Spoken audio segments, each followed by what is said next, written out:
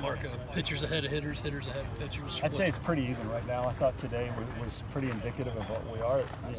Pitchers held their own and the hitters held their own. Nobody dominated, so I thought the pitchers did a good job throwing strikes. We had a 3-to-1 strikeout to walk ratio today, which is pretty good in my time here for our pitchers in an inter-squad game. But we also had 13, 14 hits today, so I thought it was a pretty even match from that standpoint. So I think that's good. You want your hitters to have good performances, but you also want your pitchers to have good performances. Jacob Olsen wasn't out there today. Is he okay? Yeah, he pulled a little oblique before practice today, so nothing major, but we're not going to take any chances in the fall. Sure. How are Nick Neville and Wes Clark? Same. Wes is day to day. Nick is day to day. So once again, in the fall, you're not going to push guys and ask them to do things and make things worse in the fall. So they'll be fine. They're all day to day. Wes a knee and then Nick a oblique. Or something? Oblique, yeah. Ironically enough, first time I've had an oblique in about 10 years, and now we have 2 in a week. So. How's Logan Chapman? He's continuing to be evaluated, but it's looking like it might not go our way this year. If the worst case, Mark, he would just redshirt the season, not count against the 35. Correct. If Logan isn't able to go, who do you guys look at to? Well, we've got a lot of guys to look at. There's no doubt. I think the depth of this staff is a little bigger than last year at this point. So we'll have a lot of guys fighting to pick him up. Mark, it seems like last year you came up with a lot of unknown on pitching. Now you kind of got the same thing. But is that why you kind of hit the JUCO route as hard as you did and got some guys to pitch right? Yeah, recruiting classes are every year is unique. Some years you don't lose much, and you can just bring in a few high school guys to kind of learn the way and then take over once those guys leave. Other years you lose a lot, so you need to go more JUCO heavy. Every year is different, and this year just happened to be a year where we did lose a lot of guys on the mound and in the lineup. So we went with some more JUCO guys, but we also have some talented high school guys at this point that are going to be in the mix. How are all those guys looking in this first week on the mound? So far, so good. I don't think anybody has been dominant yet, but also nobody has looked overwhelmed. So I think it's right in that middle ground, and we'll continue to help them get better.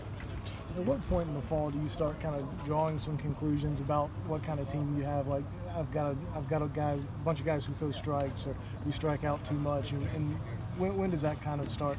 Those things start happening? Yeah, not for a while. Not for a while. Baseball is a sample size kind of sport, and 1 week or 2 weeks where they're getting 3 or 4 bats at 3 times a week is way too early. But I think you start to get a feel for, do we have power arms? Do we have pitchability? Do we have speed? Do we have power? How is our defense looking on a day-to-day basis? It's too early to tell what kind of team or what our identity will be yet, but I think we're seeing enough quality things happen that we should be able to piece some things together. Mark, first year that the NCAA lets you scrimmage another team, you get to play NC State. Will you try to keep that as much game realism as possible, or will you make a lot of substitutions, have a lot of guys throw? We'll have a lot of substitutions. We'll make sure everybody plays. Obviously, anytime we play anything, we want to win, but that will be secondary as to getting guys in certain situations, making sure as many people as possible can play, get everybody on the field used to playing an opponent. So it'll be more like a practice than it will be like a game. Overall, do you like that rule that you can play somebody else? Yeah, absolutely. I think it'll be good for our guys to compete a little bit against somebody else, and I don't see a downside at this point. Bussey had a couple of hits and RBIs today. Where's he fit on this team?